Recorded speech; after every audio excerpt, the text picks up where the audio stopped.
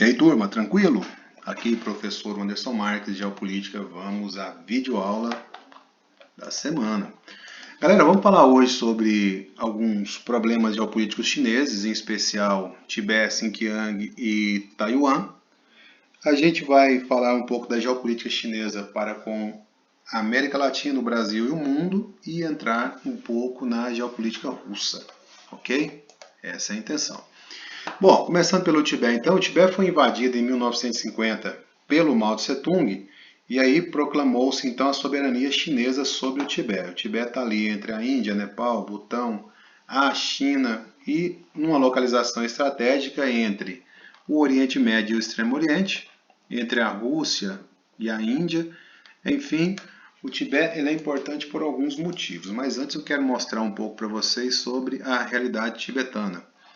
O gentílico lá, quem nasce no lugar, é tibetano, ou seja, o Tibete não é China, o lugar não é de chineses, a etnia não é Han, o idioma deles não é o idioma dos chineses, não é o mandarim. O lugar foi invadido, ok? A língua oficial é tibetano.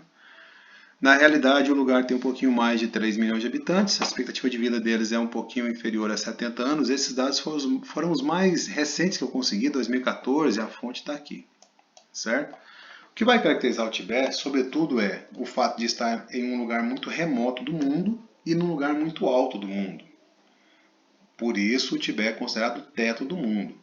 Está localizado no Planalto da Ásia, na Cordilheira do Himalaia. É chamado de teto do mundo, pelo que eu disse então. As altitudes ali chegam a 4.900 metros em relação ao nível do mar. Aí você vai dizer assim, ó, o lugar é remoto, é de difícil acesso. Por que a China tem interesse nisso? São alguns motivos. Primeiro, galera, as nascentes de importantes, não dos principais, né, mas de alguns dos mais importantes rios asiáticos estão na região do Tibete.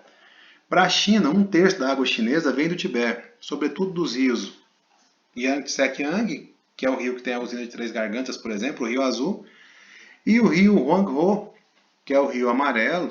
Esse rio aqui é o que tem o solo loess, que tem uma grande produção agrícola, enfim. Mas também o rio Mekong, muito importante para a península da Indochina, e o rio Indo, muito importante para o Paquistão, para um trechinho da Índia também, nascem nessa região. Ou seja, questão hídrica presente aí, talvez a mais importante. Alguns recursos minerais, como cromo, cobre, bórax, urânio, enfim, ferro.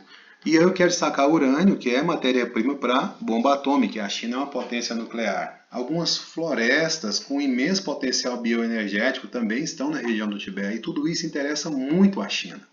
Tá? Então, localização geográfica estratégica, questão da bioenergia, a questão dos minerais e a nascente de importantes rios tornam o Tibete área importante para o interesse chinês. Eu fiz um pequeno histórico aqui, como é de praxe fazer para todos os assuntos que a gente aborda, e eu digo para vocês que os primeiros habitantes do Tibete, pelo menos as fontes históricas registram 21 séculos atrás, chegando ali, segundo eles, da região do Nepal. No século VII, o Tibete recebe o ingrediente religioso porque se torna o centro de uma vertente do budismo chamado de lamaísmo. E o lamaísmo acredita que existam reencarnações de uma reencarnação do Buda. E esses camaradas que são reencarnados pela reencarnação do Buda são chamados de Dalai Lama. O Dalai Lama para os tibetanos é autoridade política e religiosa. Então eu posso falar que o Tibete tem uma teocracia. Nesse sentido, o Dalai Lama da hora é o Tenzin Gyatso. Esse maluco aqui em alguns momentos da vida, aqui quando ele foi reconhecido como reencarnação sagrada, aqui quando ele assume de fato o poder, aqui ele tem 15 anos de idade, segundo a fonte lá da foto onde eu busquei, e aqui é ele já na fase adulta no exílio na Índia, porque ele teve que fugir dos chineses. Estou dando spoiler, né? Vou falar já já o que aconteceu. No século XVIII, a China então se consolida lá dentro e domina a região. Só que no século XX, o Tibete se aproveitou do isolamento, da distância do poder chinês e declarou a independência. Em 1950, após a Revolução Chinesa, lá, a luta do Mao Tse-tung com o Chiang Kai-shek, enfim, os socialistas tomando o poder, O Mao Tse Tung mandou 400 mil homens lá para o Tibete para negociar uma paz. Tipo assim, Tibete é da China e pronto. E aí não teve muito o que fazer. A China então consegue invadir o Tibete e ocupar o Tibete. Recomendo para vocês o filme 7 anos no Tibete. Vai tratar muito bem essa questão, tá? Em 51, os tibetanos, com as mãos atadas e com a faca na barriga, acabam selando um acordo com a China em que a China respeitaria a religião local e eles aceitariam então a anexação do território à Federação Chinesa. Em 59, tentaram lá uma revolta contra a China, uma revolta armada, e foi fracassada essa revolta. O Dalai Lama teve que fugir para o exílio porque os chineses queriam persegui-lo. A charge aqui ilustra isso e muito provavelmente eles iam matar o Dalai Lama. Em 65, os chineses dão status de autonomia para o Tibete, fundam a região autônoma do Tibete. Região autônoma com aquelas condições que eu falei, podem escolher os seus representantes, passando pelo crivo chinês, lógico, e podem gerir os seus recursos, os seus impostos. O Dalai Lama tem feito desde então uma campanha pacífica pela libertação do Tibete, o que rendeu para ele o Prêmio Nobel da Paz. Detalhe, para a China, o Dalai Lama é um terrorista. Cultivar estados mentais positivos com a generosidade e a compaixão decididamente conduz à melhor saúde mental e à felicidade. Esse é o recado do Dalai Lama Tenzin Gyatso para você. Galera, outros problemas da China, então só fechando, o Tibete, ele continua vinculado à China, existe um movimento separatista, mas ele não é armado, certo? Questão de Taiwan. Pessoal, Taiwan era uma ilhazinha que não tinha importância nenhuma no contexto chinês, até que rolou lá na China continental uma guerra civil entre os socialistas do Mao Tse-tung e os nacionalistas do Chiang Kai-shek. O Chiang Kai-shek, percebendo que ia perder, ele foge com a proteção dos Estados Unidos, principalmente, para Taiwan e transfere o governo chinês para lá, uma vez que o Mao Tse-tung foi considerado um golpista, né? Durante muito tempo, o governo da China do Mao Tse-tung não teve reconhecimento e Taiwan foi reconhecida como China. Alguns dados, né, algumas informações sobre Taiwan para vocês aí. A moeda local, o novo dólar taiwanês, que na cotação de hoje, 24 de maio, é 18 centavos de real. O PIB dos caras supera 1 trilhão. Isso é 2017, foi o mais recente que eu peguei, a fonte está aí, ó, o Index Mundi. PIB per capita dos caras, 21.192 euros, segundo a fonte countryeconomic.com. O PIB deles é baseado no setor de serviços, mas tenho que enfatizar aqui a questão da indústria. Quase 1/3 da economia dos caras e com destaque para produtos eletrônicos. Tela de LED e LCD, eles são os líderes mundiais. Tecido, máquinas, metais, setor de alta tecnologia. Aí tem o setor de serviços e finanças, que no terciário vai também representar muita importância. Eu só posso dizer, assim, em relação a isso tudo que eu já disse, que a agricultura representa quase nada. Então, Taiwan é importador de alimentos, certo? Os principais produtos importados, eletrônicos, máquinas, petróleo bruto e produtos químicos. Os principais parceiros de exportação, China, Hong Kong, Estados Unidos e Japão. A Coreia do Sul vai assumir importância na importação. Ok? Essa é a bandeira de Taiwan. Para os taiwaneses, eles são independentes. Para a China, Taiwan é da China. O mundo reconhece Taiwan como sendo da China. Em 49, então, houve a transferência do governo da China para Taiwan. Olha o que Taiwan significa em relação ao continente. E aí esse reconhecimento gerou no taiwanês um sentimento nacionalista. Então, Taiwan é independente, nós somos um país. A ONU reconheceu isso até o dia que o Richard Nixon fez uma aliança com o Mao Tse-tung em 71. E em 71, então, acabou o reconhecimento sobre Taiwan. A China volta a ter status de país reconhecido por todo mundo, volta a ter cadeira no Conselho de Segurança da ONU, que até então era ocupado por Taiwan. E aí Taiwan perdeu então esse poder e essa parceria que existia sobretudo com o mundo capitalista. Atualmente tem autonomia, igual Xinjiang, igual Tibete, igual Hong Kong, questão de eleição e recurso financeiro, eles têm independência para isso. Só que a China não aceita nem discutir a independência formal de Taiwan. Então a China se impõe por razões históricas e também porque ajuda a desenvolver o lugar. Tem que falar uma coisa para vocês, galera. Movimentos assim, ó, China no, são muito comuns em Taiwan, mas também tem aqueles que querem ficar vinculados à China, porque querem se aproveitar da pujança econômica que a China oferece nesse momento. Tá certo? Então é um território chinês onde tem luta por independência. Questão de Xinjiang que eu falei agora há pouco, talvez na prova também possa aparecer Xinjiang, tá? Com SK aqui. Mas enfim, já adianto para vocês que a República Autônoma de Xinjiang está no noroeste chinês, tem um território um pouquinho maior que 1,5 milhão de quilômetros quadrados, quase 20 milhões de habitantes, que são uigures, eles não são chineses, eles não são da etnia Han, eles são de imensa maioria islâmica e se sentem muito mais turcomenos do que chineses. As migrações internas reduziram a proporção da etnia uigur de 90% em 1949 para 45% em 2008, ou seja, os uigures são perseguidos lá. E a China tenta fazer como que eu vou dizer, uma imposição étnica da etnia Han ali dentro. Tá? Por que um lugar tão distante, quase que desértico, no meio de morro pedregoso, gera de interesse para a China? Bom, 1/3 do algodão chinês, da poderosa indústria de confecções chinesas, está na região de Xinjiang.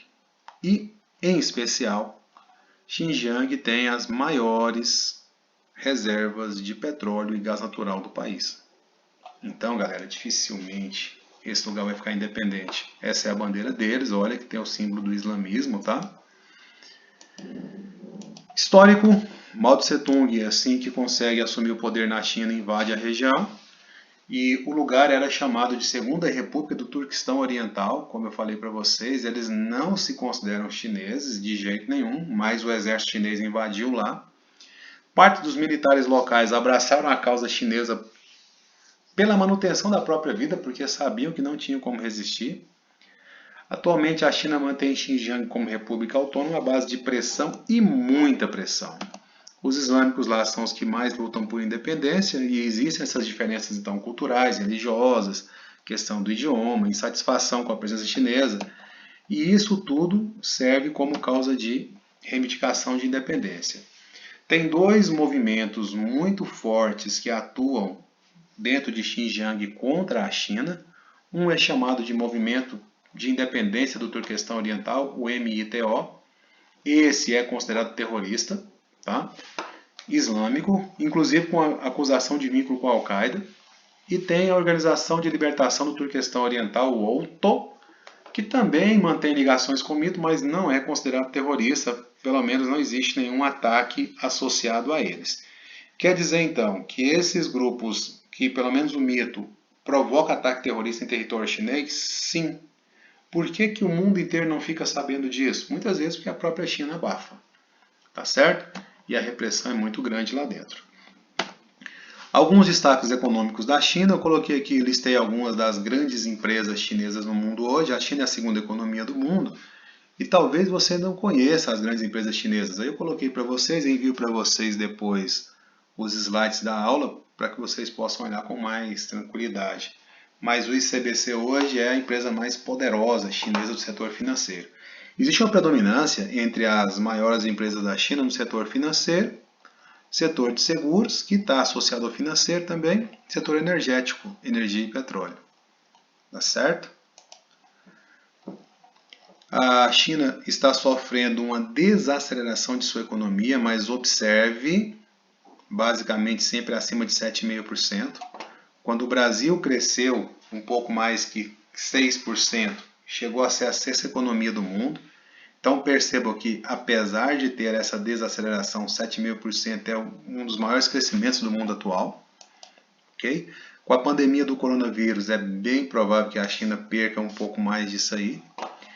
E aí eu pontuei para vocês a relação da China com o Brasil, com a América Latina e com o mundo. Com o Brasil, eu já adianto para vocês que a China tem feito muitos investimentos em setores estratégicos do Brasil, como o setor hidrelétrico, energético no caso, né, petroquímico também, setor de transportes, saneamento básico e agricultura. Esses são os grandes destaques, mas também existem investimentos em outros setores. Galera, a China está tomando conta da economia brasileira, ao ponto do nosso presidente anticomunista ficar feliz desse tanto do lado de um comunista. Bom, pelo menos eles se dizem comunistas, né? A China é capitalista na realidade, mas enfim, não vou entrar nisso agora. Região Sudeste é a região que recebe mais investimento por parte da China, devido à sua importância mesmo, né? E eu quero dizer para vocês que a China tem investido maciçamente nas oportunidades de privatização que o Brasil oferece.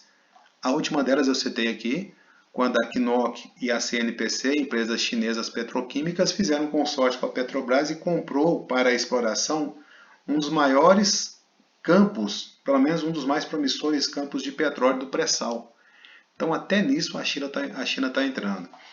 Aqui eu fiz um levantamento, fiz uma pesquisa para fazer um levantamento de alguns dos setores que a China já tem enfiado as caras de verdade. Por exemplo, no setor de insumos agrícolas e grãos, o setor hidrelétrico, já falei sobre isso, energético, né? Mais elétrico aqui, engenharia consultiva, plataforma Kids Investimentos, investimentos feitos, nessa corretora, que chega a 70%, quer dizer, os chineses são praticamente donos disso. Aplicativos de transportes, a China tem investido também nesse setor. Galera, daqui um pouco a China toma conta da economia brasileira. Mas os caras têm dinheiro para investir. O Brasil precisa de investimento, tá tudo certo, né, para eles. Relação China-América Latina. A China é o maior parceiro comercial hoje do Brasil, do Chile e do Peru. É o segundo do México e da Argentina. A China tem preocupação só econômica, ela não quer interferir nos governos locais. Não precisa nem falar dos BRICS, né? A associação com o Brasil, Rússia, Índia, África do Sul. A China, ela, como eu disse, diferente dos Estados Unidos, da Rússia, que se intromete em questão política, ela só quer a questão econômica.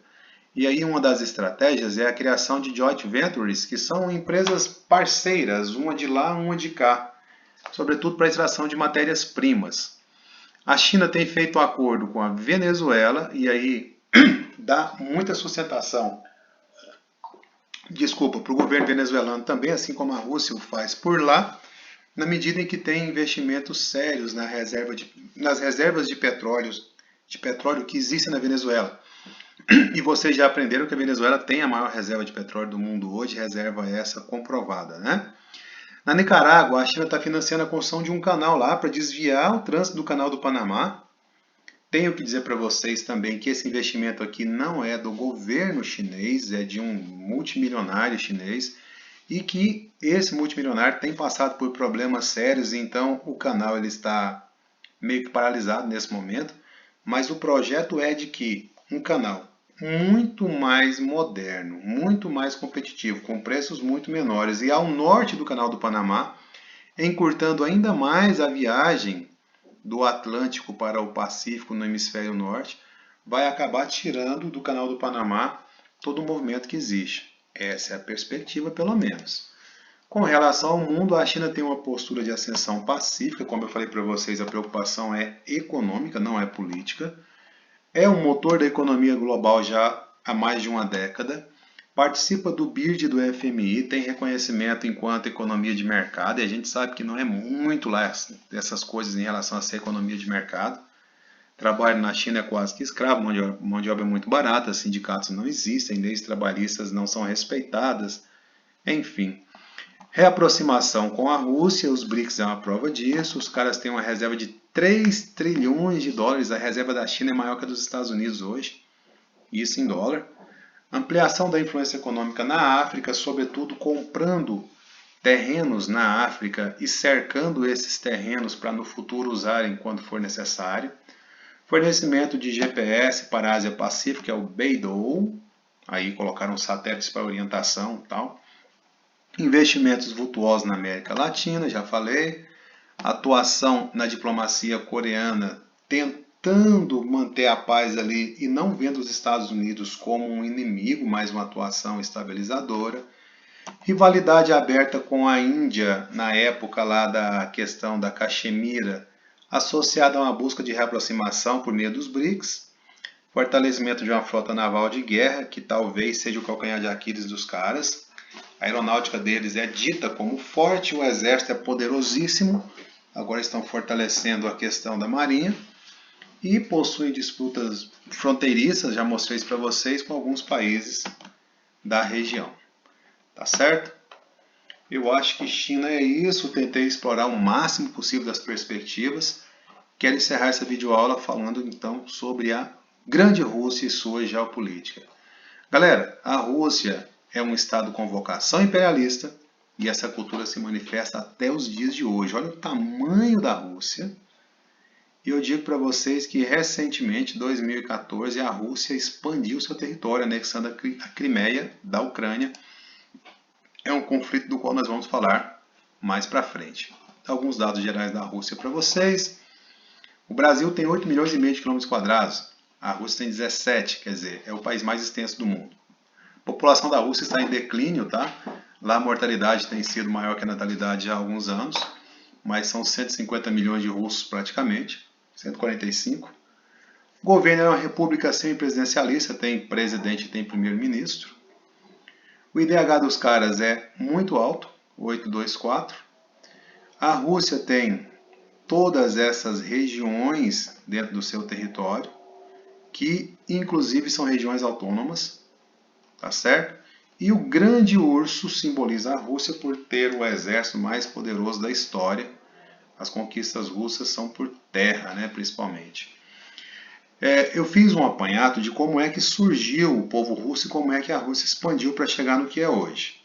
Os russos são uma mistura de vikings e de eslavos. Eu coloquei aqui a imagem de vikings e de eslavos, que originaram o povo russo hoje.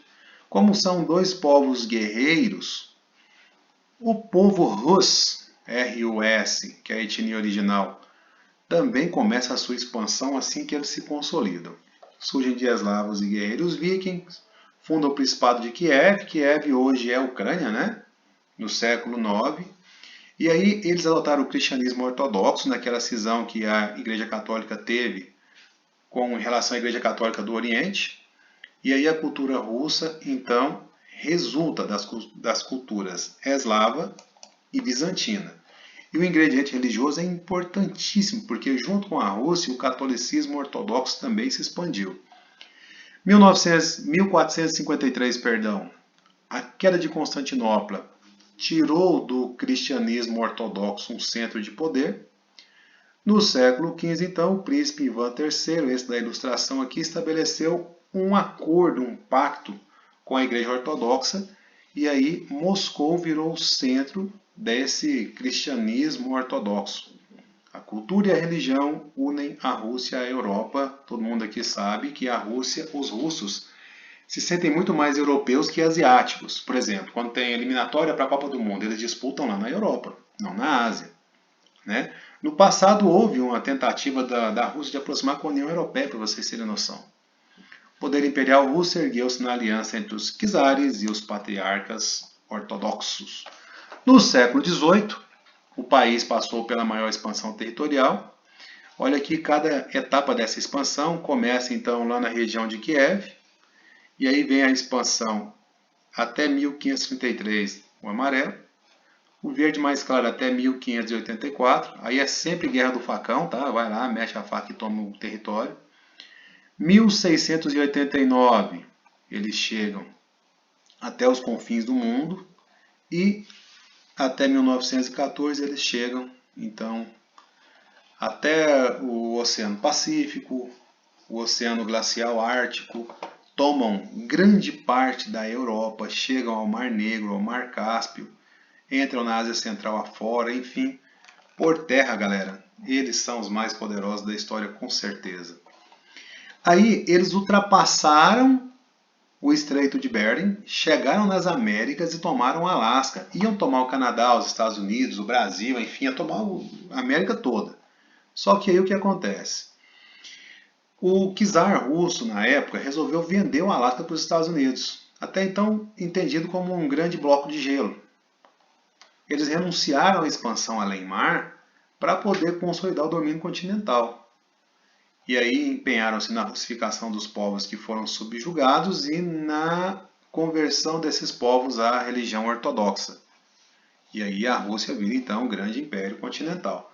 Pessoal, depois descobriu-se muito petróleo no Alasca. Imagino que os russos não gostaram muito desse resultado dessa venda, não. Ok?